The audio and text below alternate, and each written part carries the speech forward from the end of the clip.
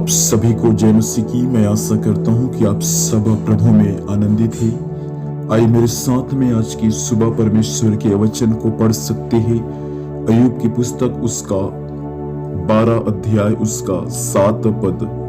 यह ऐसा लिखा हुआ है, परंतु अब पशुओं से तो पूछ और वे तुझे सिखाएंगे, आकाश के पक्षियों से और वे तुझको बताएंगे।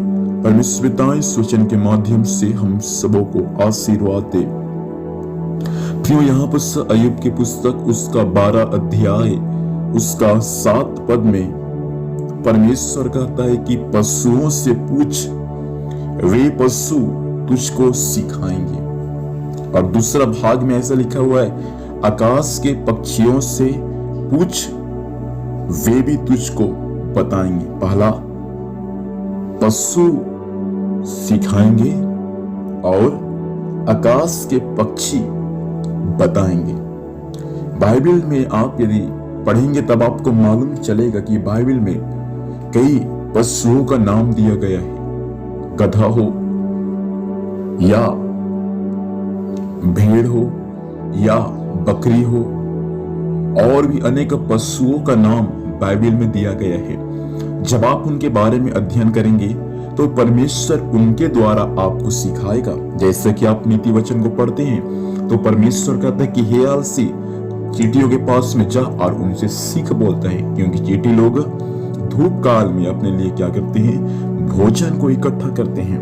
बाइबल हमें ये सिखाता है प्रियों कि इस पृथ्वी पर परमेश्वर पिता ने जो अपने शब्दों से बनाया, चाहे आकाश में उड़ने वाला पक्षी हो, चाहे वे समुद्र के अंदर रहने वाला मछलियां क्यों ना हो, चाहे इस पृथ्वी पर चलने वाला पशु क्यों ना हो, प्रभु ने जो अपने शब्दों से बनाया है, प्रभु भी आज भी चाहता है कि हम उनसे सीखें।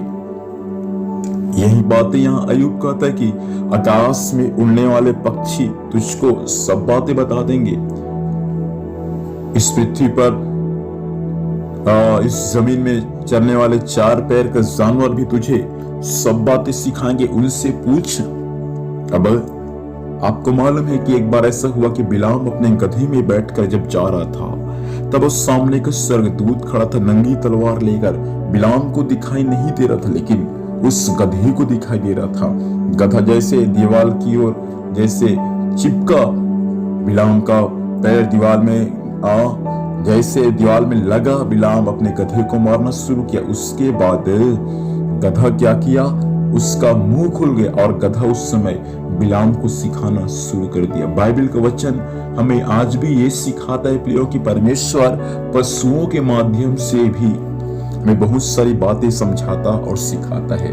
आप यदि यशायाह की पुस्तक पढ़ेंगे तो आपको वहां मालूम चलेगा कि बैल और गधा के बारे में दिया गया है। बैल अपने मालिक को गधा अपने मालिक को पहचानता है और बैल अपने चरनी को कभी नहीं भूलता, लेकिन परमेश्वर के लोग मुझे भूल गए हैं। फ्रियों, बैल और गधा कभी अपने मालिक को, अपने चरनी को वे लोग कभी नहीं भूलते, हमेशा वे लोग उनको पहचानते हैं। इसलिए बाइबल कहता है कि वे लोग अपने मालिक के पास अपने चरनी में बराबर वे लोग आ जाते हैं। तो प्रभु आज भी चाहता है कि हम पशुओं से सीखें। जैसा गधा, जैसा बैल अपने मालिक को, चरनी को कभी नहीं भूलता, वैसा मसीह जीवन में भी अपने मालिक प्रभु यीशु मसीह को हमको कभी नहीं भूलना है। प्रभु हमको कभी ऐसा ना बोले कि मेरा बेटा मुझको भूल चुका है, मुझको भूल गया है। इसलिए पहला भाग में लिखा है कि पशुओं से पूछ। बाइबल में आप पशुओं के बारे में सीखे, समझे कि परमेश्वर उनके बारे में क्या कहता है, और उनसे सीख कर आप अपने जीवन में उन अच्छी बातों को अमल करें और परमेश्वर के उन हर एक वचनों को आप अपने जीवन में लागू करके उसके अनुसार चलने वाला बन जाओ। दूसरा भाग में कहता है कि आकाश में उड़ने वाला पक्षी तुझको सिखाएंगे। यदि आप उकाब पक्षियों के बारे में आप अध्ययन करेंगे तब आपको मालूम चलेगा कि उकाब पक्षी सारे पक्षियों का राजा है, जो सबसे ऊपर आकाश में उड़ता है और जिसकी एक आवाज से सारा पक्षी डर कर घबरा जाते हैं। आप यदि उनके बारे में अध्ययन करेंगे फ्रियों, तो जरूर परमेश्वर उनके बारे में भी आपको बहुत सारी बातें सिखा गया। तो मैं यही बातें कहना चाहता हूँ आपके लिए कि आप पशुओं से पूछें वो पशु आपको सब बातें बताएगा, समझाएगा। इसलिए आइए अपनी आंखों को बंद करें, हम प्रभु से प्रार्थना करेंगे। स्वर्ग में विराजमान परमेश्वर पिता, आपके वचन के लिए हम धन्यवाद देते हैं पिता से। इस वचन के अनुसार चलने में सहायता कर। ये वचन प्रभु हर एक लोगों के लिए पिता आशीष का कारण होने पर दिन भर संभाल, स्वर्गीय सुरक्षा देना प्रभु यीशु के नाम से मांगते हैं, आमीन। खुदा हमें आशीष दे। सबको जय मसीह की। Praise the Lord.